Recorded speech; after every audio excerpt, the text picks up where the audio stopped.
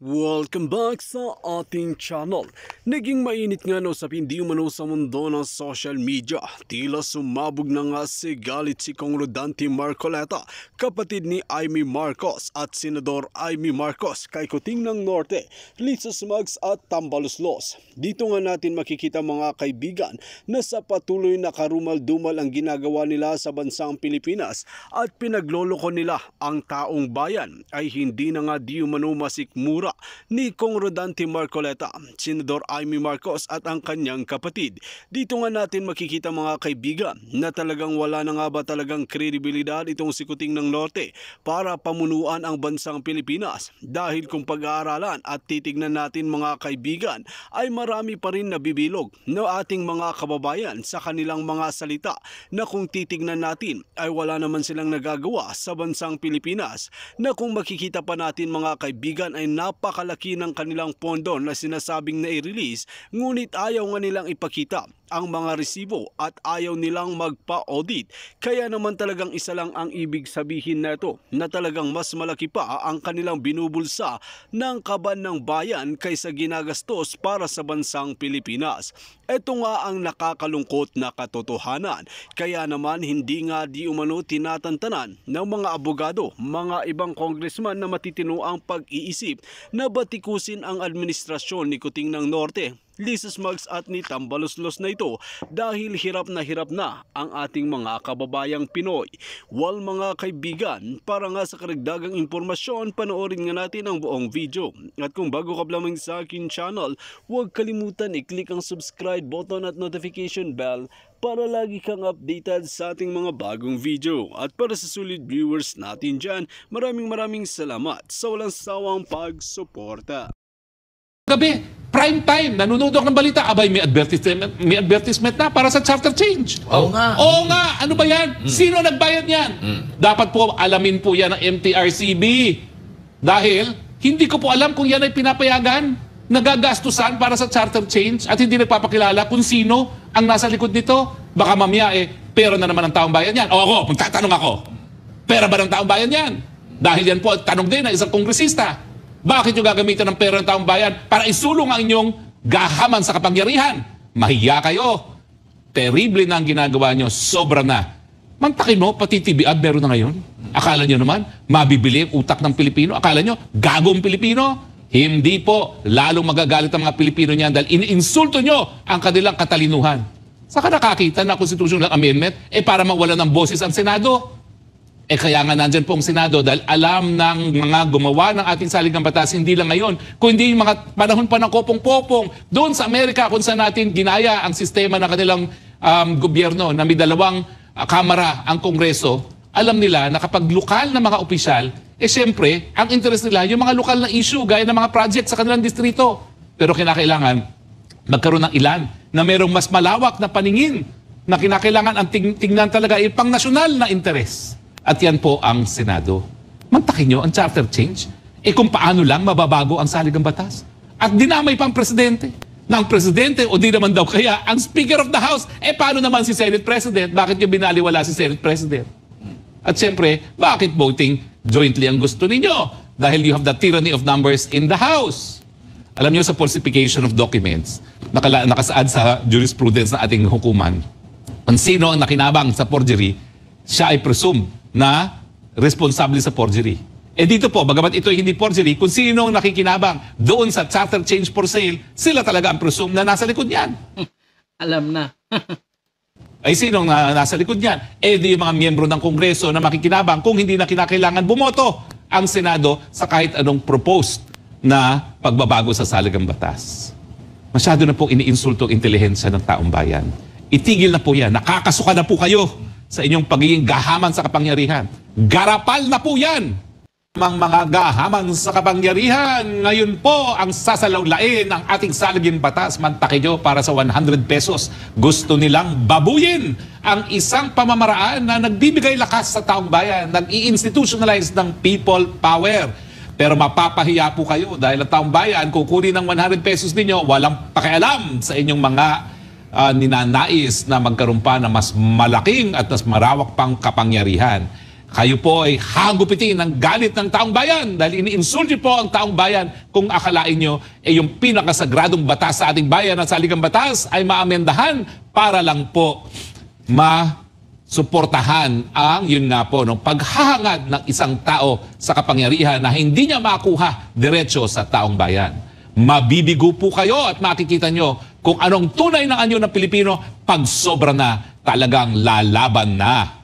Ang hindi ko lang maintindihan, again, Mr. President PBBM, naku po, ang Speaker of the House, nananatiling Speaker dahil sa inyong suporta. Huwag nyo naman pong payagan na babuyin ang ating mga proseso na nakasaad sa ating saligang batas. Tama po yan, may karapatan ng lahat na magsabi, magbigay ng suhestyon kung paano babaguhin ang saligang batas. Pero unang-una, huwag naman po sa mga pamamaraan na sinasalawla yung ating mga institusyon. Mantakin mo, People's Initiative, naging Congressional Initiative, at saka, hindi pa yan. Constitutional Amendment for sale. Hindi pa ba sapat na napakadami ng mga politiko na binibili kanilang mga posisyon? Pati ba naman yung pagbabago sa saligang batas, bibilhin sa taong bayan? Nako mga taong bayan, panahon na po para magalit. Sobra na po. Yung mga ginawa nila, pagtanggal sa budget ng Vice President, yung lilitis sa ating dating presidente at sa ating VP sa ICC, siguro po, lahat yan ay mga issue lang ng politika. Pero pagdating po sa saligang batas, sagrado na po yan. Huwag naman pati yan, sasalawlain. Ang tanong, sino nga ba ang gumagastos para dito sa initiative neto? Hindi pa nga po malinaw kung bakit ang Kongreso ay merong liquidation by certification na talaga naman pong sadyang sila lang sa lahat ng branch of government ang may ganyang. Ngayon, ito na naman ang People's Initiative na nagmumula sa Kongreso na alam nating napakamahal. Mantakin nyo, anong 12% ng 65 million registered voters? Sige nga, mathematician. Ang 10% ay 6 million. Dagdagan pa ng 0.5, that will be 9 million. 9 million votes ang kinakailangan natin. 12% kada distrito. Kung mamibigay sila ng 100 pesos each, magkano yun? 90 million na yun. Doon sa pamimigay lang na tag 100 pesos. 9 billion kung dadagdagan mo ng 2 zero kung ita-times mo ng 100. Ganun ba? 9 billion! O saan na naman galing po yung 9 billion? Fox, ano ba magiging epekto ng Chacha sa Pinas? Ano po ang advantage at disadvantage sa bansa natin ng Chacha? Well, ako po, wala namang perpektong charter change. Wala namang perpektong saligang batas. Pero si Presidente Marcos na nagsabi, hindi niya kinakailangan ng charter change kung para sa ekonomiya lang. In fact, masigla naman ang ekonomiya natin. Number 1 tayo sa Southeast Asia. Wala namang problema sa ating saligang batas. Ang sinasabi nila, yung mga economic provisions, dapat tanggalin daw yung mga maka-Pilipino. Una-una, bakit? Ay yung mga napakasigla mga ekonomiya, gaya ng China, wala nga silang private ownership of land. Ganyan din sa Vietnam. Lahat sila, lease lang. Bakit sila umuunlad? So, hindi nakasalalay sa land ownership ang pag-unlad. Okay? Lee Chen, good evening po, Attorney Harry Roque. We're watching now po. More power po, like done po. So, nakakabahala po itong nangyaring to, ha? The apricot. Parang ang bilis ng ikot ng gobyerno, ha? Kawawa ang Pilipino. Well, nabuking naman po sila. At tingin ko naman po, magagalit ang taong bayan, lalong-lalo na may posibilidad na kabanang taong bayan din ang nagpopondo para dito sa PIRMA Part 2 or People's Initiative. Ryan Santos, watching from Warsaw, Poland. Nako, kamutik na ako makarating dyan. Kaya lang nakansel ako last minute yung pagpunta ko sa Ukraine. Salamat, nakapanood ulit. Full support for VP at sa'yo, Spokes. Maraming salamat, Ryan. Lee Chen, kindly like and share po tayo. Thanks po, guys. Oo nga ha, please like and share ha itong ating Facebook Live at saka yung ating YouTube ha. Alam mo, hindi po lumalaki yung aking audience base. Although malaki naman yung aking audience reach. No? Ang aking audience reach, umaabot ng 3.5 million, pero ang aking subscriber ay 1.5 lamang. Paki-like lang naman po ang ating FB page kung kayo po ay naniniwala sa ating mga paninindigan. Si The Apricot, syempre panalong kongreso, binili na. Yun nga po eh. Hindi ko ma-compute kung magkano yung 2% ng 65 million. Teka, ulitin natin. 665 million, 6.5, 10%. 650 ang 1%. So kung 600, tama, 130,000 kada district. More or less, magkano yun? 130,000. Sabihin na lang natin, 2% ang total votes, no? So 130,000, laki-laki na. Alam ko na ang computation. Okay, relative 100,000 times 100. Abay kung 100 pesos, 130 million. Pero maliit po yan. Tingin ko mas malaki pa ang gagastosin nila. Dahil siyempre meron pa mga organizers yan. No? Filipinas, Chopecia. May nagpapapirma galing sa barangay yan, pinapaikot galing kay Martin Romualdez. Sabi para sa ayuda daw. Pa-ayuda form daw, wag kami ang magpapalokohin nila. Di nga mapaliwanag ng tao bakit may ganung form na nakalagay name ni Martin Romualdez. O yan po, nanggaling na po sa inyo yan. Ha? Kumakalat po talaga sa mga barangay ang form na yan na nagpapanggap na para sa ayuda pero para pala sa charter change.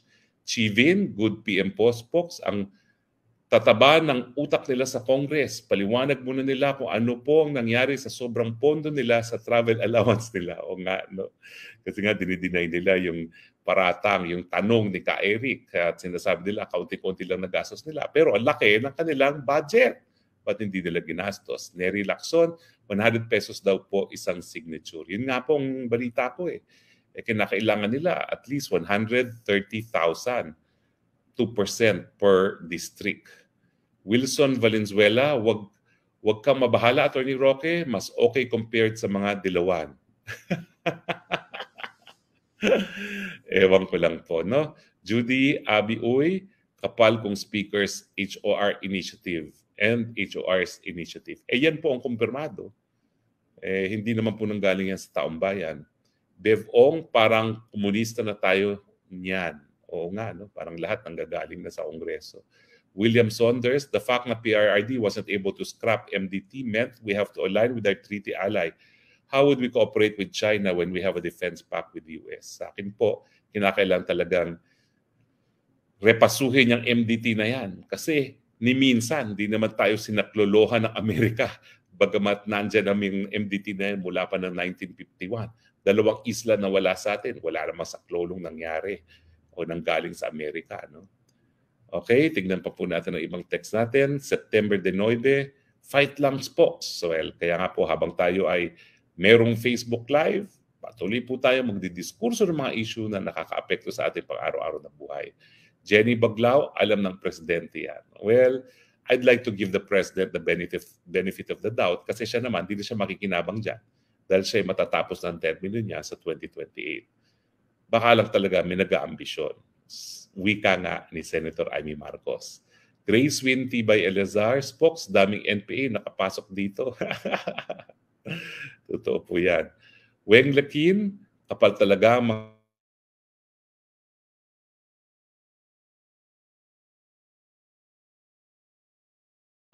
nagagamit ang kaban ng taong bayan para isulong ang personal na interes na maging Prime Minister. Di ba ho? Hindi ko sinasabi kung sino yan, pero may clue na kayo. Setyembre, DC Noibi, hindi papayag ang taong bayan, linlangin tayo nitong Tambi. Boy Muin Adrales Ragsak, kung ano ay tamba, unahin niya muna sa salamin sa Leyte. Ayusin muna niya ang Leyte para makilala siya like Tatay Duterte. Inaayos ang Davao, so walang kahirap-hirap manalo. Well, that's a good suggestion po. No? Sorry po kasi talagang jet lag, kasama na po dyan yung kunting sipon at ubo. Junri Abi Uy, linlangin ang taong bayan, charter change kasi galing sa HOR when it should be People's Initiative. Yun nga po dapat People's Initiative yan Okay? Albert Sumaya, 1.3 million po ata sa 2%. Ay, thank you ha. Thank you. 2%. 1.3 million times 10. That's 13 times 100. 130 million nga. Okay? Tama ba? Magkano ba yung times 100? No? 130 million ba o 1.3 billion? Ako, ang hina ko talaga sa math. Christian Rivera, pwede kayo idulog sa SC yung paluloko na ginagawa ng HOR. Well, sa ngayon po, hindi pa. Kasi wala pang justiciable controversy. Hindi pa naman nila naabot yung 2% per district. At saka, hindi pa po yan na-verify ng COMELEC. Nung minsan po na nagtangka sila ng pirma 1 sa panahon ni Gloria Macapagal Arroyo, yan po ay pinawalang bisa dahil nagsampa po ng kaso si Miriam Defensor Santiago na wala pang implementing rules ang People's Initiative. Okay? So tignan po natin kung mababago ang ganyang ruling ng Korte Suprema na hindi pa po pwedeng People's Initiative kung wala pang implementing legislation. Vivencio Garcia, 2% of 65 million is 1.3 million, sir. Ayun. Kung 1.3 million times 100, it becomes 130 million. Kung times 1, 130 million nga ang gagastusin nila kada pirma. No? Okay. Lara Chanel, ano po pwede gawin, Sir Harry, para hindi matulog? Kasi pag si Romualdez ang maging Prime Minister na lang ang bayan. Tingin ko naman po, hindi magpapanil lang ang taong bayan. Magagalit pa nga yan.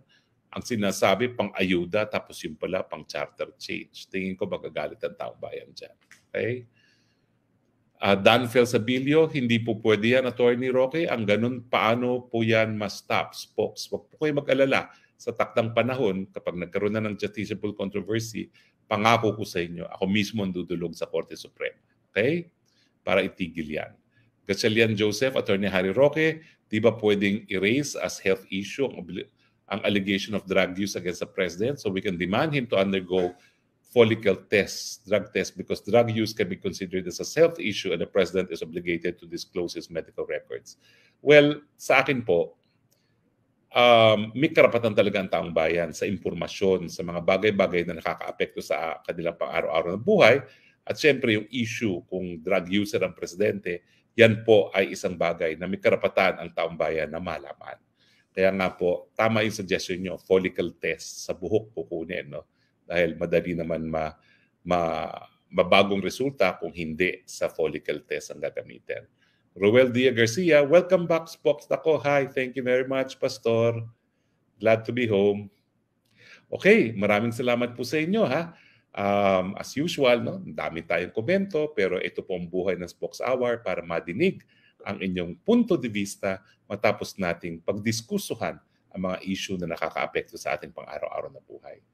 Ang masasabi ko lang po sa mga nagsusulong ng pirma, Part 2, mabibigo po kayo. Ngayon pa lang, nagkagalit na po ang taong bayan na binaboy nyo ang People's Initiative. Kaya po ang tawag dyan, People's Initiative, dapat manggaling sa taong bayan, hindi dapat manggaling sa mga politiko. At kapag yan ay tinuloy-tuloy nyo pa, naku, nandyan na po ang 2025. Yung mga sumusuporta dyan ng mga kongresista, mag-isip-isip na po kayo. Dahil sa dami na po ng mga alegasyon laban sa Kongreso, baka mahirapan na kayong makabalik sa 2025. Yan po ang magiging husga ng taong bayan.